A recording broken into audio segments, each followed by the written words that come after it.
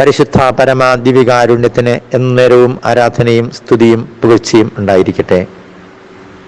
കുർബാന അനുഭവ ധ്യാനത്തിൻ്റെ 4-ാം ദിനത്തിലേക്ക് നമുക്ക് പ്രാർത്ഥനാപൂർവ്വം പ്രവേശിക്കാം. ആദ്യ ദിനം പറഞ്ഞതുപോലെ കുർബാന അനുഭവ ധ്യാനത്തിൽ പെട്ടെന്ന് മടുപ്പൊക്കെ തോന്നും. നമ്മുടെ ഉള്ളിൽ കുർബാനയെക്കുറിച്ചുള്ളൊരു ചെറിയ ബോധ്യം പോലും നിറയാൻ സത്താൻ ഒട്ടും ആഗ്രഹമില്ല. അതുകൊണ്ട് എന്ത് ചെയ്യണം? നമുക്ക് കൂടുതൽ പ്രാർത്ഥിക്കണം. ഞാനും പ്രാർത്ഥിക്കണം. നമുക്ക് പരസ്പരം പ്രാർത്ഥിക്കാം. കർത്താവേ, കുർബാന എന്ന ദിവ്യ രഹസ്യത്തിൻ്റെ ദൈവികമായ ഭാവങ്ങളൊക്കെ ഞങ്ങളെ പഠിപ്പിക്കണമേ എന്ന് പ്രാർത്ഥിക്കാം. ഇന്നലെ കുർബാനയുടെ മഹത്വത്തെക്കുറിച്ചുള്ള സഭയുടെ പ്രബോധനങ്ങളാണ് പ്രധാനമായിട്ട് ഞാൻ നിങ്ങളോട് പങ്കുവച്ചത്. ഏതാനും ഉദ്ധരണികൾ പറഞ്ഞു. ആരാധിക്കാൻ ദൈവം ഒരു ജനതയെ തിരഞ്ഞെടുത്തു. പിന്നീട് ഒരു നവവൈദികന്റെ ജീവിതത്തിലുണ്ടായ അനുഭവങ്ങളിലൂടെ ഇന്നും കുർബാനയിലൂടെ വർഷിക്കപ്പെടുന്ന അനന്തമായ അനുഗ്രഹങ്ങൾ നാം തിരിച്ചറിയണമെന്നാണ് പ്രധാനമായിട്ടും പറഞ്ഞത്. അപ്പസ്തോലിക സഭയിൽ വിരുന്നും ആരാധനയും ഉണ്ട് എന്ന് നമ്മൾ പറഞ്ഞു. കാരണം കുർബാനയാണ് പരമമായ ആരാധന. ജോൺ പോൾ പാപ്പായുടെ സഭയും പരിശുദ്ധ കുർബാനയും എന്ന ചാക്രിക ലേഖനത്തിൽ മാർപ്പാപ്പ പറയുന്നുണ്ട്, സഭ ദിവ്യകാരുണ്യത്തിൽ നിന്നുമാണ് ജീവൻ സംഭരിക്കുന്നത്.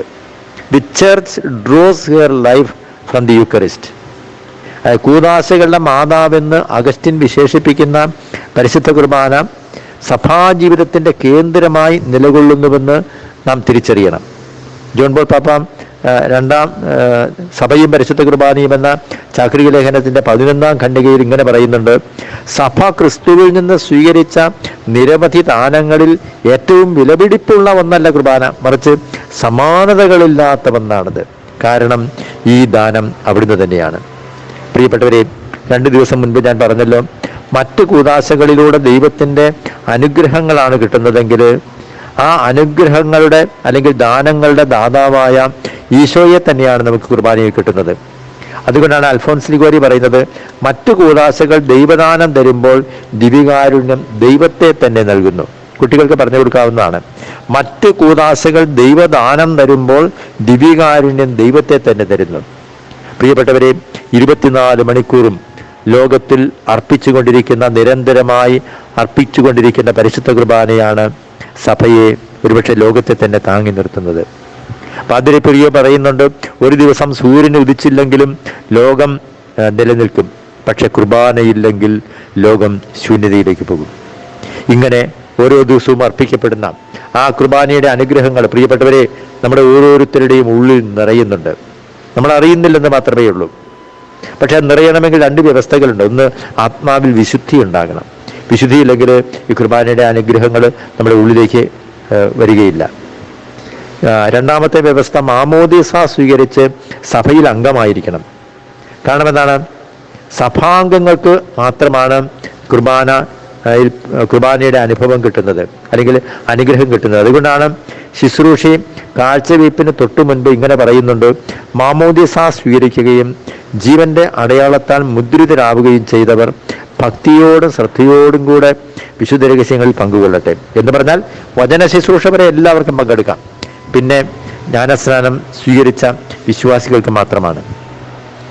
വിശുദ്ധനായ മരീബിയാരി പുണ്യവാളൻ ഒരിക്കൽ പറഞ്ഞു, ഈ ലോകത്തിലെ സകല സൽകൃത്യങ്ങളും കൂടി ഒരുമിച്ച് കൂട്ടിയാലും ഒരു പരിശുദ്ധ കുർബാനയോളം വരികയില്ല. പ്രിയപ്പെട്ടവരെയും, നമ്മുടെ ഒരു ലളിതമായ ഉദാഹരണം, നമ്മളൊരു സ്ഥലത്ത് പ്രാർത്ഥിക്കുവാൻ ചെല്ലുന്നു. അവിടെ വിശുദ്ധരായ നല്ല ധ്യാനഗുരുക്കന്മാരുണ്ട്, അല്ലെങ്കിൽ ആത്മായ പ്രേക്ഷിതരുണ്ട്. എല്ലാവരും കൂടി ആ പ്രാർത്ഥനാ ശുശ്രൂഷ ആരംഭിക്കുമ്പോൾ പരിശുദ്ധാത്മാവേ കടന്നു വരണമേ എന്ന് ദാഹത്തോടെ പ്രാർത്ഥിക്കും. നമ്മൾ ഗാനങ്ങളൊക്കെ ആലപിച്ച് പരിശുദ്ധാത്മാവേ കടന്നു വരണമേ എന്ന് പ്രാർത്ഥിക്കുമ്പോൾ പരിശുദ്ധാത്മാവ് വരും, നമ്മൾ സംശയിക്കൊന്നും വേണ്ട. പക്ഷേ ഒരു കുർബാനയിൽ പ്രാർത്ഥിക്കേണ്ട, ക്ഷണിച്ചാൽ മാത്രം മതി. അതുകൊണ്ടാണ് റുഹാക്ഷണ പ്രാർത്ഥനയിൽ വൈദികൻ പറയുന്നത്, കർത്താവേ നിന്റെ പരിശുദ്ധാത്മാവ് എഴുന്നള്ളി വരട്ടെ. വൈദികൻ ക്ഷണിക്കുക മാത്രമാണ് ചെയ്യുന്നത്. പക്ഷേ ഒരു പ്രാർത്ഥനാ സമ്മേളനത്തിൽ നമ്മൾ സർവ്വശക്തിയും ഉപയോഗിച്ച് പരിശുദ്ധാത്മാവിന് വേണ്ടി പ്രാർത്ഥിക്കണം. ഇനി അശ്രദ്ധയോടെ ഒരു വൈദികൻ ബലിയർപ്പിച്ചാൽ പോലും, കാരണം ബലിയർപ്പിക്കുന്നത് ഈശോയാണ് എന്നുള്ളതാണ് അതിൻ്റെ തത്വം. റാസയിൽ നിങ്ങൾ ശ്രദ്ധിച്ചിട്ടുണ്ടോ എന്നറിയില്ല, റൂഹാക്ഷണ പ്രാർത്ഥനയ്ക്ക് ഒരുക്കമായി കാർമികൻ കാഴ്ചവയ്പ്പിന് മുൻപായി ഈ കാർമികർ 5 പേരും കൂടി അഭിമുഖം നിന്ന്, ഈ 2 പേരും അഭിമുഖം നിന്നുകൊണ്ട് പ്രാർത്ഥിക്കുമ്പോൾ ആലപിക്കുന്ന ഒരു ഗീതമുണ്ട്.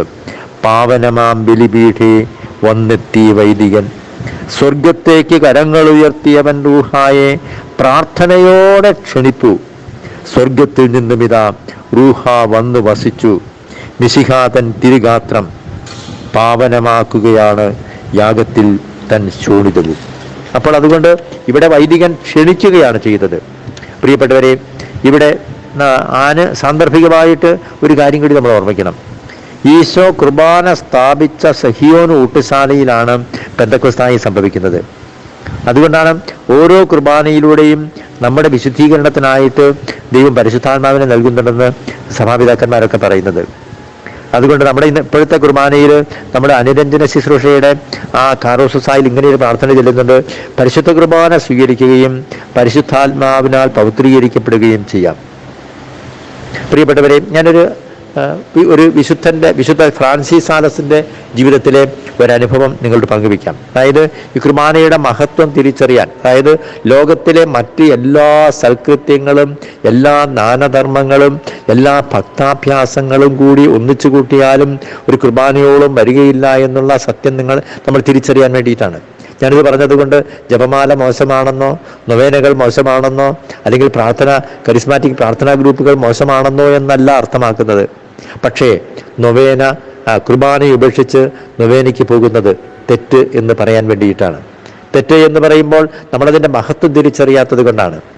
ഇഷ്ടം പോലെ ഒന്നാം തരം ഭക്ഷണമുള്ളപ്പോൾ ആ ഭക്ഷണം ഉപേക്ഷിച്ച് കഞ്ഞിയും പയറും കഴിക്കുന്നതാണ് കുർബാനയെ ഉപേക്ഷിച്ച് കുർബാന മാറ്റിവെച്ച് നൊവേനയ്ക്ക് പോകുന്നത് എന്ന് ഒരു വൈദികൻ ധ്യാനഗുരു ഒരിക്കൽ പറഞ്ഞത് ഓർമ്മിക്കുകയാണ്. വിശുദ്ധ ഫ്രാൻസിസ് സാലസിനെ കുറിച്ച് നിങ്ങൾ കേട്ടിട്ടുണ്ടാകും. മനസ്സിലാകാൻ വേണ്ടിയിട്ടാണ് ഞാനൊരു സംഭവം പറയുന്നത്. ഫ്രാൻസിസ് സാലസ് വിശുദ്ധനായ വൈദികനായിരുന്നു. അവസാനം മെത്രാനായിരുന്നു ജനീവയിലെ. അവസാനം അദ്ദേഹം ഒരു സന്യാസ സമൂഹം സ്ഥാപിച്ചു, സ്ത്രീകൾക്ക് വേണ്ടി മാത്രം. അതിൻ്റെ പേരാണ് വിസിറ്റേഷൻ സന്യാസ സമൂഹം. അത് സ്ഥാപിക്കുവാൻ മുൻകൈയെടുത്തത് ജെയിൻ ഷന്താൾ എന്ന് പറയുന്ന ഒരു കന്യാസ്ത്രീ ആയിരുന്നു, ഒരു സിസ്റ്റർ ആയിരുന്നു. അപ്പോൾ ഫ്രാൻസിസ് സാലസ് അവരുടെ ആത്മീയ പിതാവാണ്. അവർക്ക് ആവശ്യമായ നിർദ്ദേശങ്ങളുമൊക്കെ നൽകി അങ്ങനെ ഇരിക്കുകയാണ്. ഒരു ദിവസം ഈ ഷന്താളമ്മ ഫ്രാൻസിസ് സാലസ് പിതാവിന് ഒരു കത്ത് അയച്ചു. ഇന്നുള്ളതുപോലെയുള്ള യാത്രാ സൗകര്യങ്ങളോ അല്ലെങ്കിൽ കമ്മ്യൂണിക്കേഷൻ സൗകര്യങ്ങളൊന്നുമില്ലായിരുന്നു. കത്തിൻ്റെ സംഗ്രഹം ഇങ്ങനെയായിരുന്നു: പിതാവേ, ഞങ്ങളാകെ ഒരു ധർമ്മസങ്കടത്തിലാണ്. ഞങ്ങളുടെ കോൺവെൻറ്റിൽ എല്ലാ ദിവസവും വികാരിയച്ഛൻ വന്ന് ബലിയർപ്പിക്കുമായിരുന്നു. 7 മണിക്കാണ് പരിശുദ്ധ കുർബാന. പിതാവ് പറഞ്ഞതുകൊണ്ട് രാവിലെ ഉണർന്ന പ്രഭാത പ്രാർത്ഥനകളൊക്കെ കഴിഞ്ഞ് 6 മുതൽ 7 വരെ ഞങ്ങൾക്ക് ധ്യാനമാണ്. 1 മണിക്കൂർ ധ്യാനിക്കണമെന്ന് പിതാവ് പറഞ്ഞിട്ടില്ലേ? അതുകൊണ്ടാണ് പ്രഭാത പ്രാർത്ഥന സപ്രാപ്രാർത്ഥന കഴിഞ്ഞ് 1 മണിക്കൂർ ധ്യാനിച്ച് 7 മണിക്ക് അച്ഛൻ വന്ന് കുർബാന അർപ്പിക്കുകയാണ്. പക്ഷെ പുതിയ ഒരു വികാരിയച്ഛൻ വന്നപ്പോൾ ആ വികാരിയച്ഛൻ 2 ദിവസം ഇവിടെ കുർബാന ചൊല്ലുവാൻ മറ്റ് അച്ഛന്മാരെ അയക്കുകയില്ല. ആ 2 ദിവസങ്ങളിലും ഞങ്ങൾ കത്തീഡ്രൽ ദേവാലയത്തിൽ പോയി ബലിയർപ്പിക്കണം, ബലിയിൽ പങ്കുചേരണം. അവിടെ 6:30-ക്കാണ് പരിശുദ്ധ കുർബാന. പക്ഷെ ഞങ്ങളാകെ ധർമ്മസങ്കടത്തിലാണ്. പിതാവ് ഞങ്ങളോട് പറഞ്ഞല്ലോ 1 മണിക്കൂർ എല്ലാ ദിവസവും ധ്യാനിക്കണം, അത് ഏറ്റവും പ്രധാനപ്പെട്ട ഒരു ഭക്താഭ്യാസമാണ്. പക്ഷെ കുർബാന മുടക്കുവാൻ പറ്റുന്നില്ല, കാരണം കുർബാനയ്ക്ക് പോകുമ്പോൾ ധ്യാനം മുടങ്ങും. ഞങ്ങൾ എന്ത് ചെയ്യണം? പിതാവിൻ്റെ മറുപടി ഇങ്ങനെയായിരുന്നു: കുഞ്ഞേ, നീ എന്നോട് പോലും ചോദിക്കേണ്ട കാര്യമില്ല. കാരണം എന്താണ്? നിങ്ങൾ ധ്യാനം വേണ്ട എന്ന് വെച്ച് ധൈര്യപൂർവ്വം കുർബാനയിൽ പങ്കെടുക്കണം. അതിന് പറഞ്ഞ റീസൺ എന്താണെന്നറിയാമോ? ധ്യാനം നിങ്ങൾ ചെയ്യുന്നതാണ്, കുർബാന ദൈവം ചെയ്യുന്നതാണ്. ഹല്ലേലൂയ! പരിശുദ്ധ പരമദിവികാരുണ്യത്തിന് എന്നൊരു ആരാധനയും സ്തുതിയും പുകഴ്ചയും ഉണ്ടായിരിക്കട്ടെ. എന്നെ കേൾക്കുന്ന പ്രിയപ്പെട്ടവരെ, ബാക്കി എല്ലാ ഭക്താനുഷ്ഠാനങ്ങളും നാം ആണ് ചെയ്യുന്നതെങ്കിൽ കുർബാന അർപ്പിക്കുന്നത് ഈശോയാണ്. ഇത് പിന്നീട് നമ്മൾ വിശദമായിട്ട് നമ്മളത് തിരിച്ചറിയാൻ കഴിയും.